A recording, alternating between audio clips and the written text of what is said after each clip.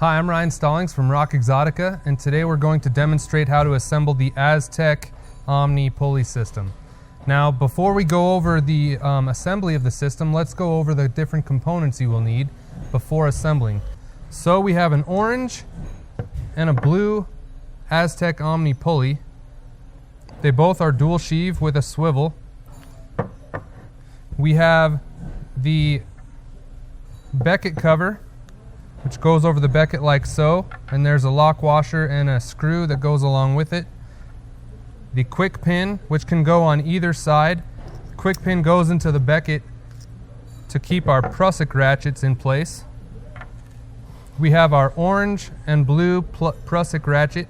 The orange corresponds with the orange pulley, blue corresponds with the blue pulley. We have our Purcell prussik edge restraint lanyard that'll be on the edge restraint side of our system. And finally, we have 8mm 50 feet of sterling cord with a sewn eye on one end.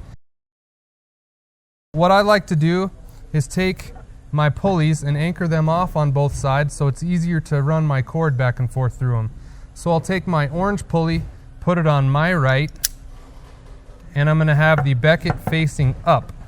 And I'll take my blue pulley, put it on my left, and have the becket facing towards me. Okay, now I'm going to get everything else out of the way.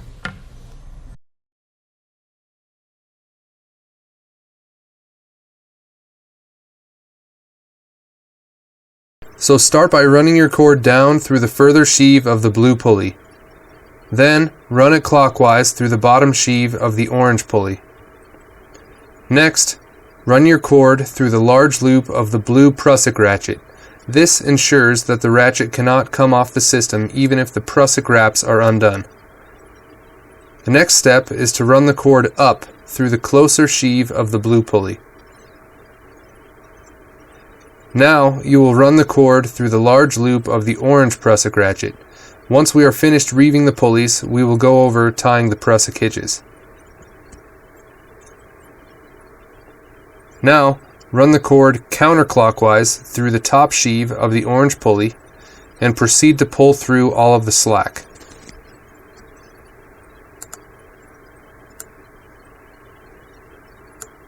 Once the slack is through, you can place the sewn eye over the becket and secure it down with the becket cover.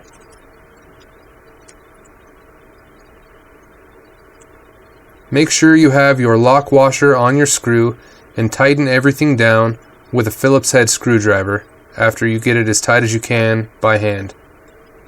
Okay, so now we can start with the blue prussik ratchet. Make sure that the bottom of the large loop is closest to the orange pulley. Then proceed to wrap the sewn end around the 8mm cord and through the large loop 3 times. You will know that your hitch is tied correctly when there are 2 wraps closest to the corresponding pulley, like so, and 3 wraps closest to the orange pulley, like so. Now we can take the quick pin and pin the blue prussik ratchet to the becket. With the orange prussik ratchet, you will simply mirror what you have done with the blue. Bottom of the big loop towards the blue pulley. Wrap the small loop through the big loop 3 times. Make sure that you clean up all twists. And make sure, once you are done, that there are 2 wraps closest to the orange pulley and 3 wraps towards the blue pulley. Now we can pin the orange pulley and move on to assembling the edge restraint side.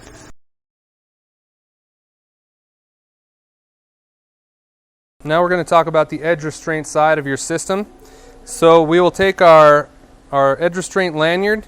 We'll take one side, make sure we have enough room on the side with the sewn end so that we can tie a prussik hitch with that side.